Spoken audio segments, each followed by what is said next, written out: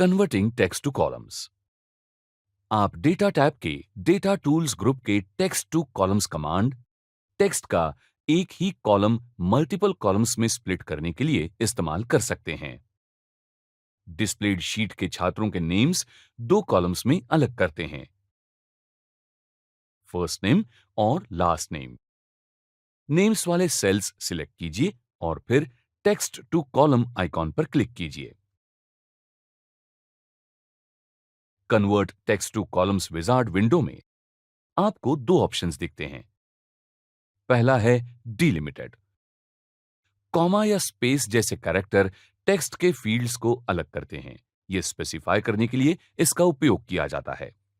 Fixed number of characters, फिर text split होना आवश्यक है। यह स्पेसिफाई करने के लिए फिक्स्ड विड्थ ऑप्शन इस्तेमाल किया जाता है। इस केस में डिलिमिटर यह फर्स्ट नेम और लास्ट नेम इनके बीच की स्पेस है, इसलिए डिलिमिटेड ऑप्शन सिलेक्ट किया जाएगा। यह निश्चित कीजिए और नेक्स्ट क्लिक कीजिए। नेक्स्ट विंडो में आपको डिलिमिटर स्पेसिफाई करना आवश्यक है। स्पेस क्लिक कीजिए और फिर नेक्स्ट क्लिक कीजिए। इस विंडो में आप कॉलम्स के डेटा फॉर्मेट स्पेसिफाई कर सकते हैं। हम डिफॉल्ट फॉर्मेट जनरल रिटेन करते हैं। Click finish.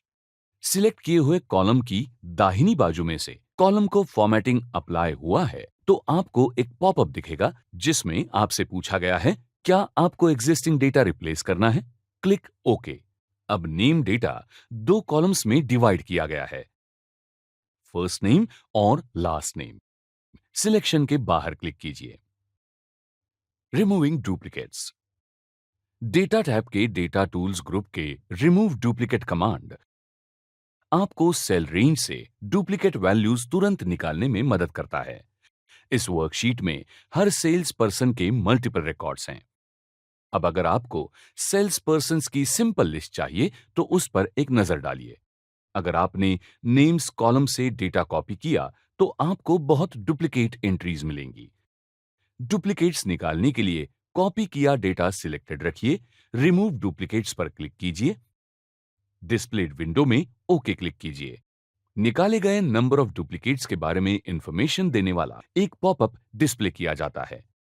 ओके क्लिक कीजिए, फिर सिलेक्शन के बाहर क्लिक कीजिए। आपके पास किसी भी डुप्लीकेट सिवा सभी सेल्स पर्सन की लिस्ट आ गई है। Data validation. यूजर सेल में एंटर कर रहे डेटा टाइप पर कंट्रोल रखने के लिए डेटा वैलिडेशन आइकॉन का इस्तेमाल किया जाता है। उदाहरणार्थ, आप data entry certain range of dates को रेस्ट्रिक्ट कर सकते हैं, लिस्ट इस्तेमाल करके चॉइसेस लिमिट कर सकते हैं, या सिर्फ पॉजिटिव नंबर्स एंटर किए गए हैं ये निश्चित कर सकते हैं। डिस्प्लेड वर्कशीट में एम्प्लॉयज की लिस्ट है जिसमें उनके डिपार्टमेंट्स के और मंथली सैलरीज के डिटेल्स हैं। आप वैलिडेशन रूल देखिए, वो ये कि डिपार्टमेंट कोड में 3 से ज्यादा कैरेक्टर्स नहीं होने चाहिए। कॉलम हेडिंग बी क्लिक करके डिपार्टमेंट कोड वाला कॉलम सिलेक्ट कीजिए। अब डेटा टैब पर डेटा टूल्स ग्रुप में डेटा वैलिडेशन पर क्लिक कीजिए।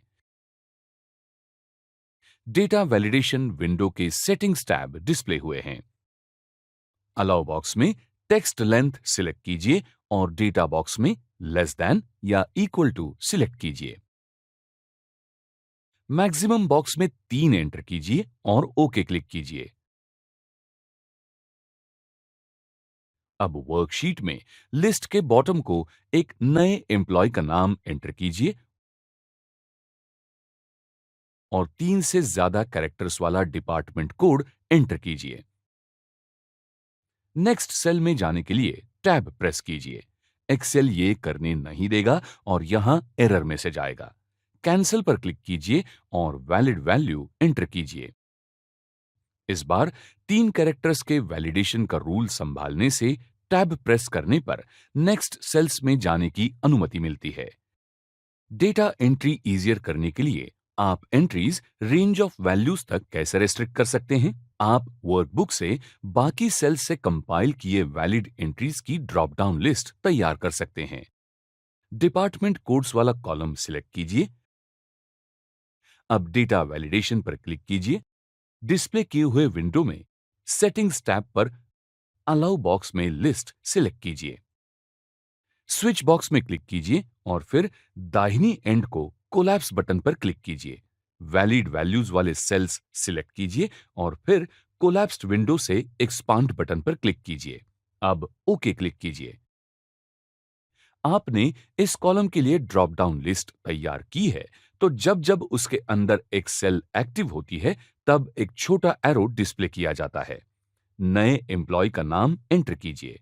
अब इनवैलिड डिपार्टमेंट एंटर करने का प्रयास कीजिए और टैब प्रेस कीजिए। एक एरर मैसेज डिस्प्ले किया जाता है।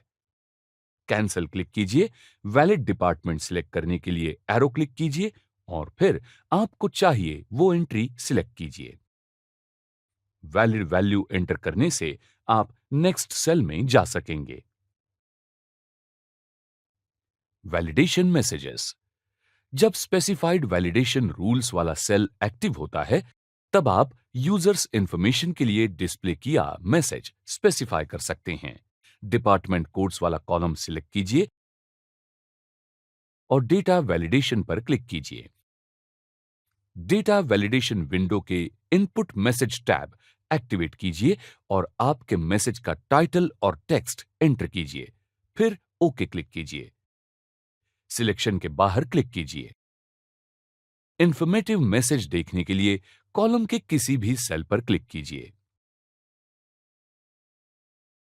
उसी प्रकार जब इनवैलिड डेटा एंटर किया जाता है, तब डेटा वैलिडेशन के विंडो के एरर अलर्ट टैब का इस्तेमाल डिफॉल्ट के बजाय कस्टमाइज्ड एरर मैसेज डिस्प्ले करने के लिए किया जा सकता है। आपका कस्टम एरर मैसेज ऐसे दिखेगा। Removing data validation. Apply data validation remove करने के लिए जिस पर डेटा वैलिडेशन अप्लाई किया गया है, वो कॉलम सिलेक्ट कीजिए। डेटा वैलिडेशन पर क्लिक कीजिए। डेटा वैलिडेशन विंडो में सेटिंग्स टैब पर क्लिक कीजिए। क्लियर ऑल क्लिक कीजिए और ओके क्लिक कीजिए। अब कोई भी वैलिडेशन रूल्स अप्लाई किए नहीं जाएंगे।